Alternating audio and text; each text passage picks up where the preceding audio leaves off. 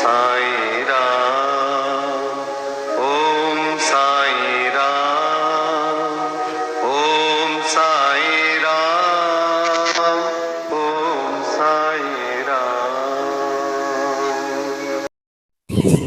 अध्याय 4। श्री साईं बाबा का शिरडी में प्रथम आगमन, संतों का अवतार कार्य, पवित्र तीर्थ शिरडी, श्री साईं बाबा का व्यक्तित्व, गौली बुआ का अनुभव, श्री विठ्ठल का प्रकट होना, श्री सागर की कथा, दास गणों का प्रयोग। स्नान। श्री साईं बाबा का शिरडी में प्रथम आगमन, 3 वाड़े, संतों का अवतार कार्य। भगवद गीता 4 अध्याय में 7वां और 8वां में भगवान श्री कृष्ण कहते हैं कि जब जब धर्म की हानि और अधर्म की वृद्धि होती है तब तब मैं अवतार धारण करता हूँ। धर्म स्थापना, दुष्टों का विनाश तथा साधु जनों के परित्राण के लिए मैं युग युग में जन्म लेता हूँ।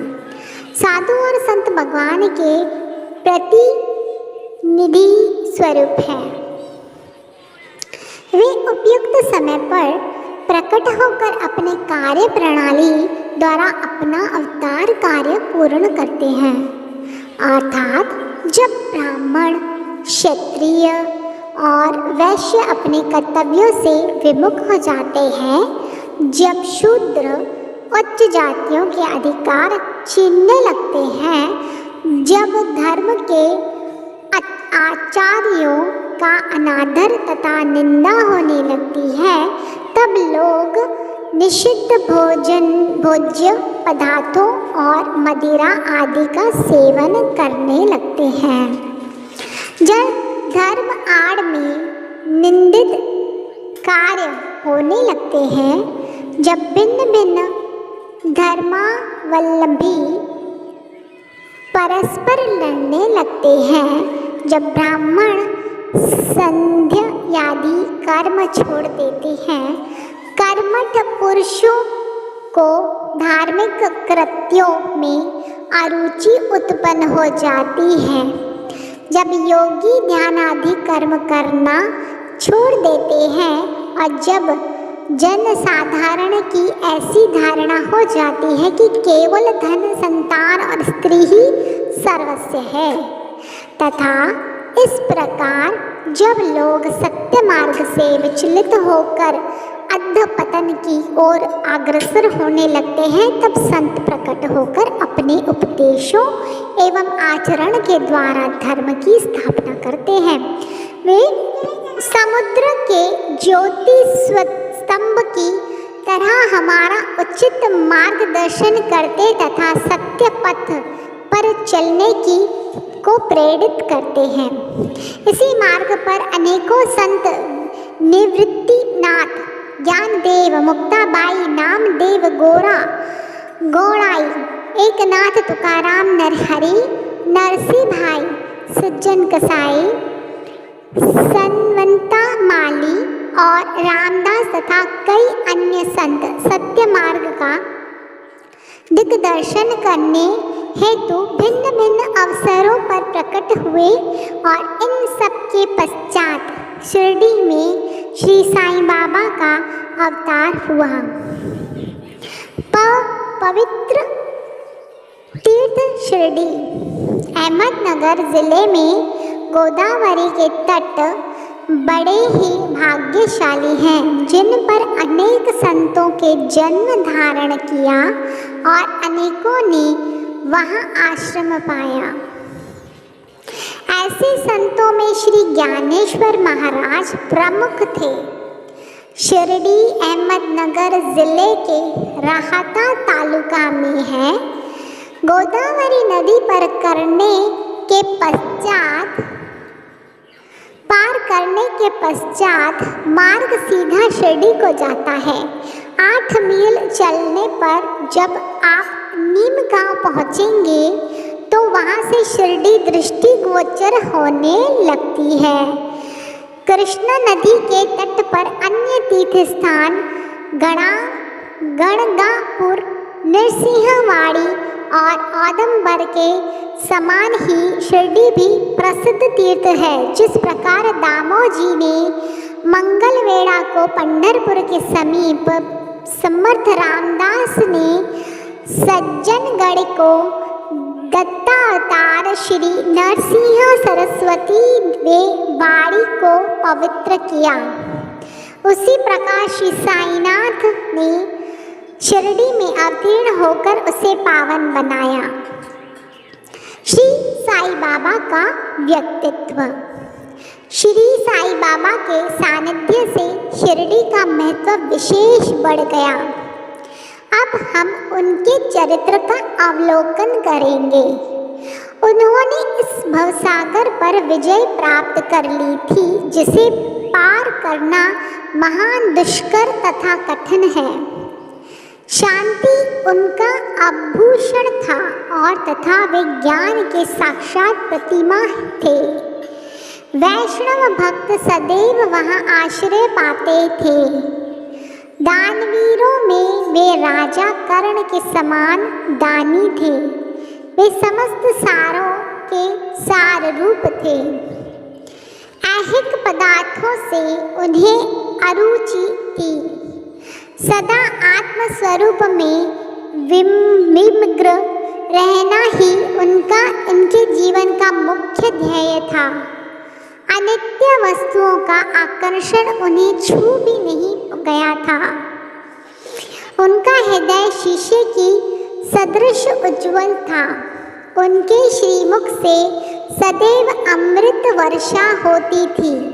अमीर और गरीब उनके लिए दोनों एक समान थे। मान अपमान की उन्हें किंच मात्र भी चिंता न थी। वे निर्भय होकर संभाषण करते थे। भांति भांति के लोगों से मिलजुल कर रहते। नर्तकियों का अभिनय तथा नृत्य देखते और गजल कव्यों भी सुनते थे। इतना सब करते हुए भी उनका समाधि की चित्त मात्र भी भंग न होती थी। अल्लाह का नाम सदा उनके होठों पर था। जब दुनिया जगती थी वो सोते और जब दुनिया सोती थी वो जगते थे। उनका अंतःकरण प्रशांत महासागर की तरह शांत था। न उनके आश्रम का कोई निश्चय कर सकता था और न उनकी कार्य प्रणाली का अंत पा सकता था। कहने के लिए तो वे एक स्थान पर निवास करते थे, परंतु विश्व के समस्त व्यापारों का उन्हें भली भांति ज्ञान था। उनके दरबार का रंग ही निराला था। वे प्रतिदिन अनेक किंवदंतियाँ कहते थे, परंतु उनकी अखंड शांति किंच मात्र भी विचलित न होती थी।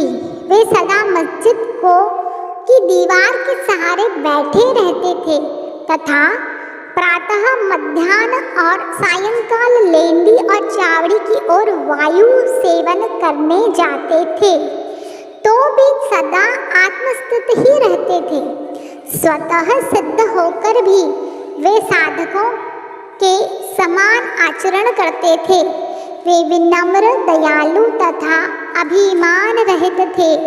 उन्हें सबको सदा सुख पहुँचाया।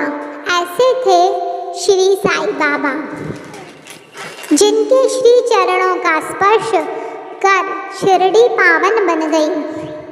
उसका महत्व असाधारण हो गया। जिस प्रकार ज्ञानेश्वर ने आनंदी और एकनाथ ने पैठण का उत्थान किया, वहीं गति की श्री साई बाबा द्वारा शिरडी को प्राप्त हुआ।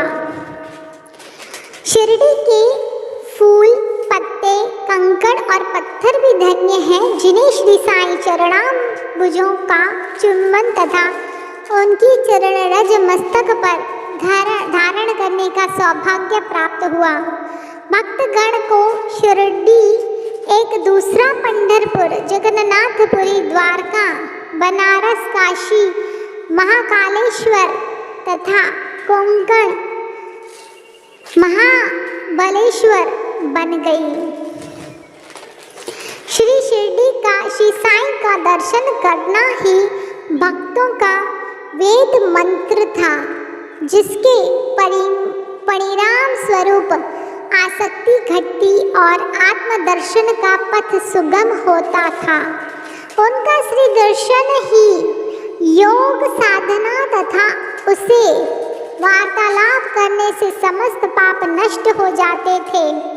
उनका पाद सेवन करना ही त्रिवेणी प्रयाग स्नान के समान था तथा चरणामृत पान करने मात्र से ही समस्त इच्छाओं की तृप्ति होती थी। उनकी आज्ञा हमारे लिए वेद सदृश थी। प्रसाद तथा उदी ग्रहण करने से चित्त की शुद्धि होती थी। वे ही हमारे राम और कृष्ण थे, जिन्होंने हमें मुक्ति प्रदान की। वे सदा आत्मस्थित चैतन्य धन तथा आनंद की मंगल मूर्ति थे। कहने को तो शिरडी उनका मुख्य केंद्र था, परंतु उनका कार्य क्षेत्र पंजाब, कलकत्ता, उत्तरी भारत, गुजरात, ढाका और कोंकण तक विस्तृत था। श्री साईं बाबा की कीर्ति दिन प्रतिदिन चहुं ओर फैलने लगी और जगह जगह से दर्शनार्थ आकर उनके भक्त लाभ उठाने लगे। केवल दर्शन से ही मनुष्य चाहे वे शुद्ध अथवा अशुद्ध हृदय के हो के चित्त को परम शांति मिल जाती थी। उन्हें उसी आनंद का अनुभव होता था जैसे कि पंढरपुर में श्री विट्ठल के दर्शन से होता है। यह कोई अतिशयोक्ति नहीं है। देखिए, एक भक्त ने यही अनुभव पाया है।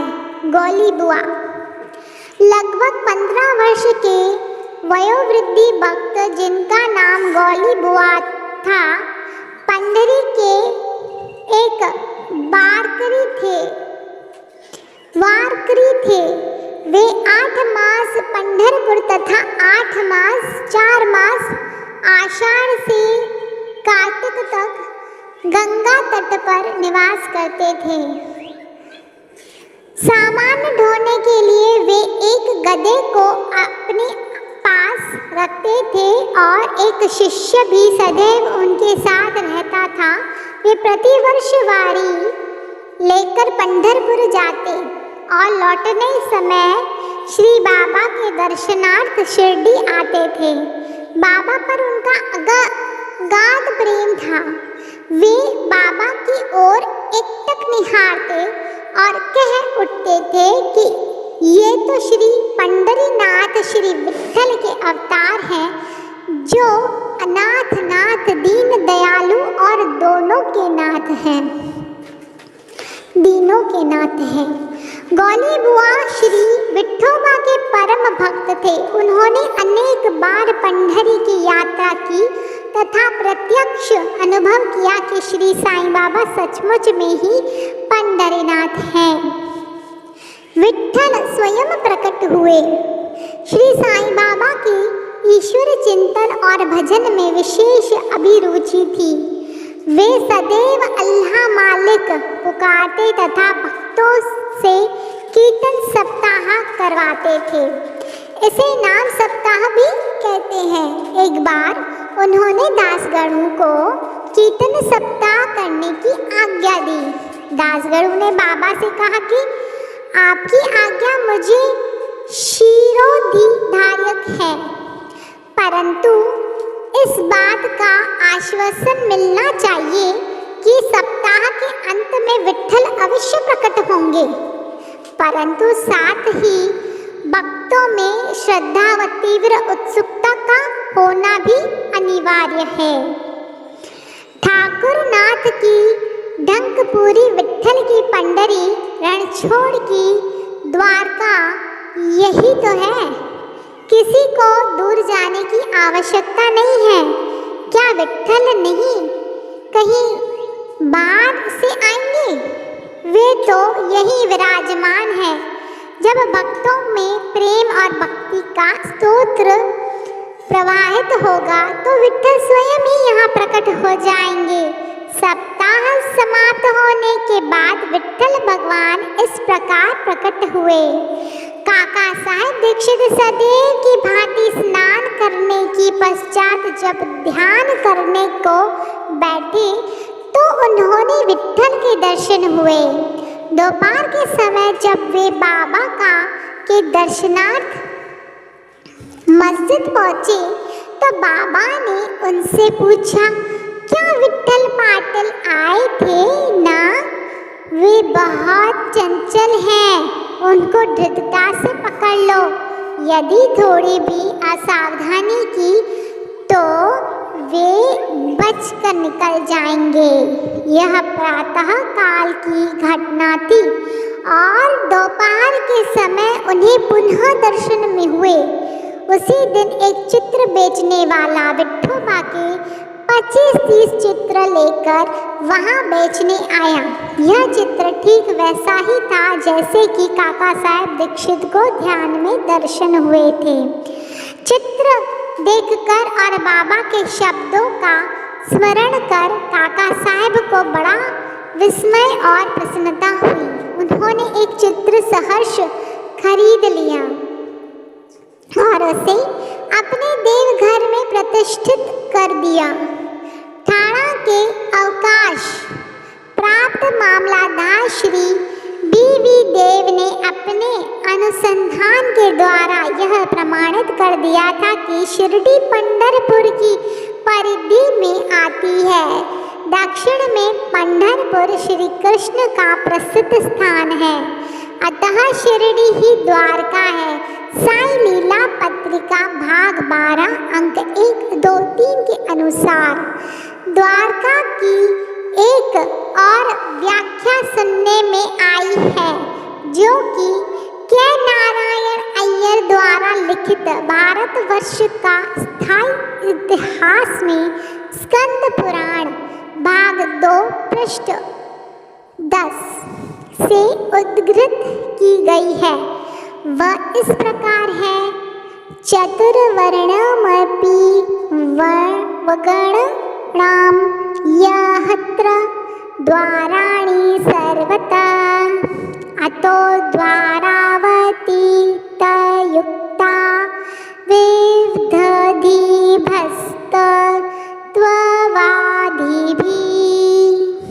जो स्थान चारों वर्णों के लोगों को धर्म, अर्थ, काम और मोक्ष के लिए सुलभ हो, दार्शनिक लोग उसे द्वारका के नाम से पुकारते हैं। शिरडी में बाबा की मस्जिद केवल चारों वर्णों के लिए ही नहीं अपितु दलित, अस्पृश्य और भागोजी शिंदे जैसे कोड़ी आदि सबके लिए खुली है। अतः शिरडी को द्वारका कहना ही सर्वथा उचित है। भगवंतराव क्षीरसागर की कथा। श्री विट्ठल पूजन में बाबा को कितनी रुचि थी, यह भगवंतराव क्षीरसागर की कथा से स्पष्ट है।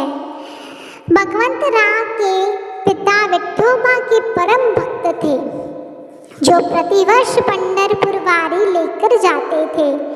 उनके घर में विठोबा की एक मूर्ति थी, जिसकी वे नित्य प्रति पूजा करते थे। उनकी मृत्यु के पश्चात उनके पुत्र भगवंतराव ने वारी, पूजन, श्राद्ध इत्यादि समस्त कर्म करना छोड़ दिया।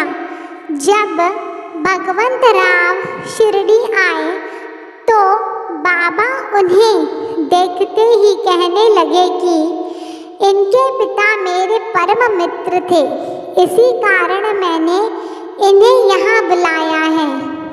इन्होंने कभी नैवेद्य अर्पण नहीं किया तथा मुझे और विठोबा को भूखे मारा है, इसीलिए मैंने इन्हें यहाँ आने को प्रेरित किया है। अब मैं इन्हें हठपूर्वक पूजा में लगा दूंगा।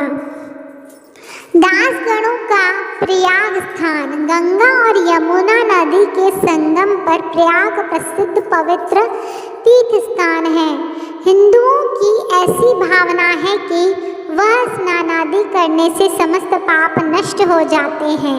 इसी कारण प्रत्येक पर्व पर सहस्त्रों भक्तगण वहां जाते हैं और स्नान का लाभ उठाते हैं। एक बार दासगणों ने भी वहां जाकर स्नान करने का निश्चय किया। इस विचार से वे बाबा से आज्ञा लेने उनके पास गए। बाबा ने कहा कि इतनी दूर व्यर्थ भटकने की क्या आवश्यकता है। अपना प्रयाग तो यही है, मुझ पर विश्वास करो। आश्चर्य, महान आश्चर्य। जैसे ही दासगणों बाबा के चरणों पर नत हुए तो बाबा के श्री चरणों से गंगा यमुना की धारा वेग से प्रवाहित होने लगी। यह चमत्कार देख दासगणों का प्रेम भक्ति उमड़ पड़ी। आंखों से अश्रुओं की धारा बहने लगी। उन्हें कुछ अंतस्फूर्ति हुई और उनके मुख से श्री साईं बाबा की स्त्रोत स्वतः प्रवाहित होने लगी। श्री साईं बाबा का शिरडी में प्रथम आगमन। श्री साईं बाबा के माता पिता, उनके जन्म और जन्म स्थान का किसी को भी ज्ञान नहीं है। इस संबंध में बहुत छानबीन की गई। बाबा से तथा अन्य लोगों से भी इस विषय में पूछताछ की गई, परंतु कोई संतोषप्रद उत्तर अथवा सूत्र हाथ न लग पाया। यथार्थ में हम लोग इस विषय में सर्वथा अभिज्ञ हैं। नामदेव और कबीरदास जी का जन्म अन्य लोगों की भांति नहीं हुआ था। वे बाल रूप में प्रकृति की गोद में पाए गए थे। नामदेव भीमरथी नदी के तीर पर गौनाई को और कबीर भागीरथी नदी के तीर पर तमाल को पड़े हुए मिले थे। और ऐसा ही श्री साईं बाबा के संबंध में भी था। वे शिरडी में नीम वृक्ष के तले 16 वर्ष की तरुणावस्था में स्वयं भक्तों के कल्याणार्थ प्रकट हुए थे। उस समय भी वे पूर्ण ब्रह्मज्ञानी प्रतीत होते थे। स्वप्न में भी उनको किसी लौकिक पदार्थ की इच्छा नहीं थी। उन्होंने माया को ठुकरा दिया और मुक्ति उनके चरणों में लौटी थी। शिरडी ग्राम की एक वृद्ध स्त्री नाना चौबदार की माँ ने उनका इस प्रकार वर्णन किया। एक तरुण स्वस्थ फुर्तीला तथा अति रूपवान बालक सर्वप्रथम नीम वृक्ष के नीचे समाधि में लीन दिखाई पड़ा। सर्दी व गर्मी की उन्हें किंच मात्र भी चिंता न थी।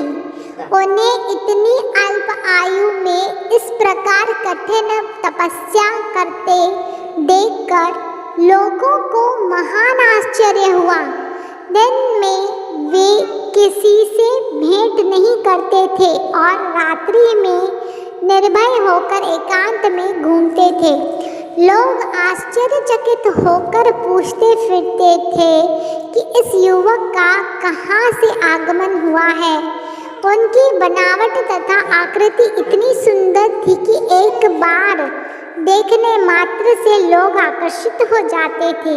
वे सदा नीम वृक्ष के नीचे बैठे रहते थे और किसी के द्वार पर न जाते थे। यद्यपि वे देखने में युवक प्रतीत होते थे, परंतु उनका आचरण महात्माओं के सदृश था। वे त्याग और वैराग्य की साक्षात प्रतिमा थे। एक बार एक आश्चर्यजनक घटना हुई। एक भक्त को भगवान खंडोबा का संचार हुआ। लोगों के शंका निवारणार्थ उनसे प्रश्न किया कि हे देव, कृपया बतलाइए कि ये किस भाग्यशाली पिता की संतान है और उनका कहाँ से आगमन हुआ है। भगवान खंडोबा ने एक कुंडली मंगवाई और एक निर्दिष्ट स्थान पर खोदने का संकेत किया। जब वहाँ स्थान पूर्ण रूप से खोदा गया तो वहाँ एक पत्थर के नीचे ईंट पाई गई। पत्थर को हटाते ही वह एक द्वार दिखा जहाँ पर 4 दीप जल रहे थे। उन दरवाजों का मार्ग एक गुफा में जाता था जहाँ गोमुखी आकार की इमारत, लकड़ी के तख्ते, मालाएं आदि दिखाई पड़ी।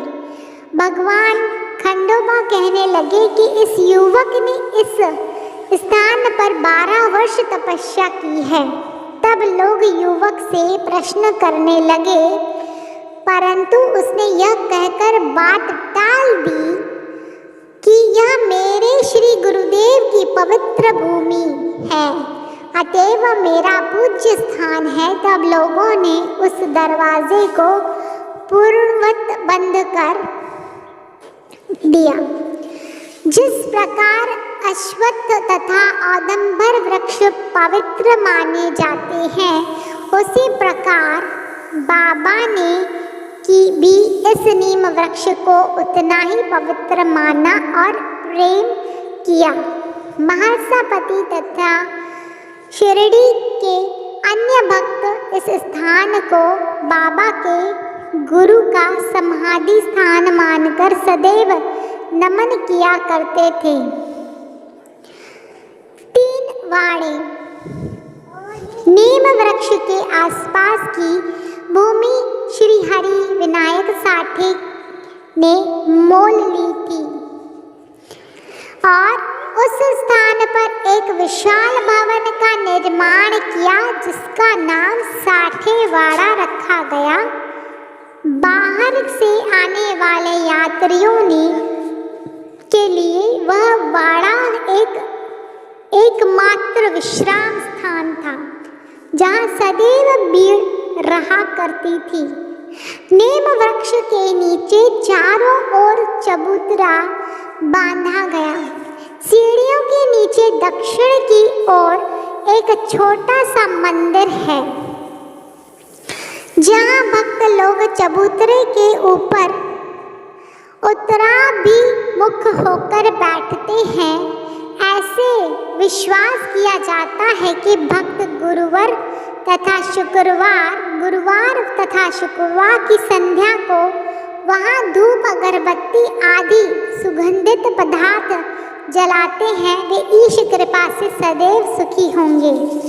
यह वाड़ा बहुत पुराना तथा जीर्ण शीर्ण स्थिति में था तथा इसके जीर्णोद्धार की नितांत आवश्यकता थी, जो संस्थान द्वारा पूर्ण कर दी गई। कुछ समय के पश्चात एक दूसरे वाड़े का निर्माण हुआ जिसका नाम दीक्षित वाड़ा रखा गया। काका साहेब दीक्षित कानूनी सलाहकार सॉलिसिटर जब इंग्लैंड में थे तब वहाँ उन्होंने किसी दुर्घटना से पैर में चोट आ गई थी। उन्होंने अनेक उपचार किए परंतु पैर अच्छा न हो सका।